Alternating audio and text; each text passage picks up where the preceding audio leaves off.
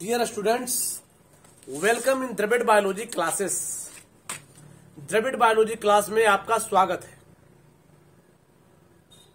आज इस क्लास के माध्यम से हम लोग आभासी फल के बारे में जानेंगे, कुट फल के बारे में जानेंगे, अनिषेक फल के बारे में जानेंगे अथवा झूठा फल के बारे में जानेंगे।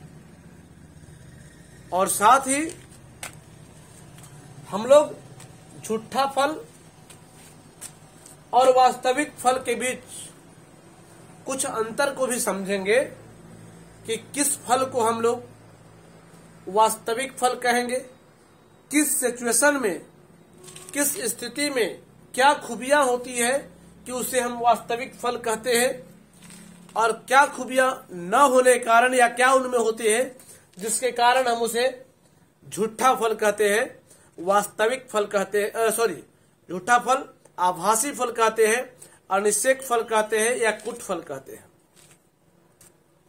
लेकिन इस तरह की अनेकों क्वेश्चन का आंसर इस YouTube चैनल पर, द्रविड़ बायोलॉजी क्लासेस नामक चैनल पर उपलब्ध है।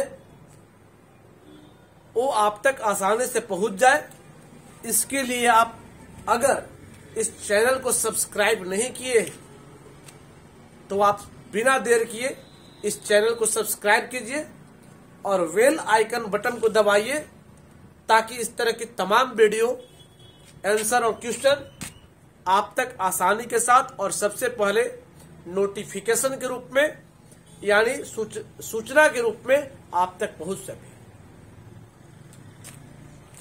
प्रश्न है, देखिएगा जरा गौर से।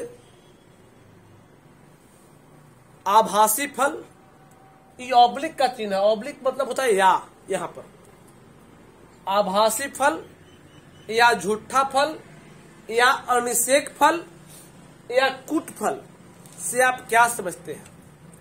चार तरह का नाम दिया गया है। चारों का आंसर लगभग सेम होंगे, यानी एक ही आंसर होंगे। क्या क्या, एक बार फिर से सुनिए। आभासी फल, सिर्फ आभास हो रहा है कि ये फल है, वास्तव में फल नहीं है। झूठा फल यानी झूठ मूठ का फल, वास्तविक फल नहीं है। अनिषेक फल यानी बिना निषेचन के लगने वाला फल, या उसी को हम कहते हैं कुट फल। से आप क्या समझते हैं? सबका आंसर हो सकता है एग्जाम में आभासी फल न पूछ के, झूठा फल न पूछ के, अनिषेक फल न पूछ के, कुट फल पूछे। कुट फल क्या है? तो आंसर वही होगा जो उन तीनों का होगा। किसी भी पौधा में लगने वाला वह फल या उत्पन्न होने वाला वह फल जो अंडाशय से उत्पन्न न होकर के पुष्पासन से उत्पन्न होता है, यानी वास्तविक फल पुष्प के अंडाशय से उत्पन्न होते हैं। वास्तविक फल की हम बात कर रहे हैं। वास्तविक फल पुष्प के, फूल के अंडाशय से उत्पन्न होते हैं, ओवरी से उत्पन्न होते हैं। और अगर कोई फल अंडाशय से उत्पन्न न होकर के फूल के पुष्पासन से उत्पन्न हो रहा है, थैलमस से उत्पन्न हो रहा है, तब वह फल झूठा फल कहलाएगा, आभासी फल कहलाएगा, कुट फल कहलाएगा। और वैसे फलों में निषेचन की आवश्यकता नहीं होती है, फर्टिलाइजेशन करने की आवश्यकता नहीं होती है, फलतः उसी फल को हम अनिषेक फल भी कह सकते हैं, अनफर्टिलाइज्ड फ्रूट भी कह सकते हैं। समझिए क्या लिखा हुआ है, उस पर गौर करते हैं हम। किसी भी पादप में उत्पन्न होने वाला वह फल, किसी भी पौधा में उत्पन्न होने वाला वह फल जिसकी उत्पत्ति अंडाशय से न होकर पुष्पासन से होता है। अंडाशय से अगर किसी फल की उत्पत्ति होती है तो वह वास्तविक फल के श्रेणी में आ जाएगा, झूठा फल वो नहीं होगा। लेकिन अगर अंडाशय यानी ओवरी से उत्पत्ति न होकर के पुष्पासन से उत्पत्ति होती है, थैलमस से उत्पत्ति होती है, तो वैसे फल को हम क्या कहेंगे? झूठा फल कहेंगे, आभासी फल कहेंगे, अनिषेक फल कहेंगे, या कूट फल भी कह सकते हैं। तथा इसमें निषेचन की आवश्यकता नहीं होती है, क्योंकि अंडाशय से जो फल लगते हैं ना, उसमें निषेचन की आवश्यकता होती है, फर्टिलाइजेशन की आवश्यकता होती है। थैलमस से उत्पन्न हो रहा है तो थैलमस में इसमें निषेचन की आवश्यकता नहीं, परागकण महाबीजाणु को जुड़ने की आवश्यकता नहीं है। नतीजा, ऐसे फल को हम अनिषेक फल, अनफर्टिलाइज्ड फ्रूट भी कहते हैं। जैसे एज फॉर एग्जाम्पल सेब, नाशपाती, अंगूर, केला, इस सब के सब क्या है? ये सब के सब झूठा फल है, फॉल्स फ्रूट है, झूठ मूठ का फल। देखने में फल जैसा लग रहा है, वास्तव में फल नहीं है। अगला प्रश्न की ओर नजर दौड़ाते हैं तो अगला प्रश्न कह रहा है झूठा फल यानी फॉल्स फ्रूट तथा वास्तविक फल यानी ट्रू फ्रूट के मध्य मुख्य अंतर को लिखना है। यानी सचमुच का फल और झूठमूठ का फल, यानी वास्तव में जो फल है और एक सिर्फ देखने से फल है झूठमूठ का फल है, उन दोनों में क्या डिफरेंस है? कब उसे झूठा फल कहेंगे या कब किसी फल को हम वास्तविक फल मानेंगे? यानी सचमुच का फल कब मानेंगे, क्या विशेषता होती है उसकी, और सिर्फ आभासी फल कब मानेंगे, उसकी क्या विशेषता होती है, कैसे उत्पन्न होते हैं, क्या खासियत होती है, इसके बारे में जानते हैं। जैसा कि आप देख रहे हैं इसमें 2 कॉलम बनाया हुआ है। 2 कॉलम में एक में लिखा गया झूठा फल लिख सकते हैं, आभासी फल भी इसी में लिख सकते हैं, अनिषेक फल भी लिख सकते हैं, या कूट फल भी आप लिख सकते हैं।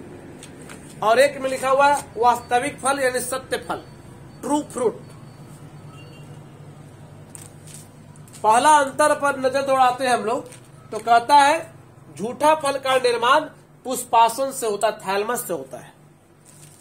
झूठा फल का निर्माण पुष्पासन से होता है, थैलमस से होता है, जबकि वास्तविक फल का निर्माण अंडाशय से होता है, ओवरी से होता है।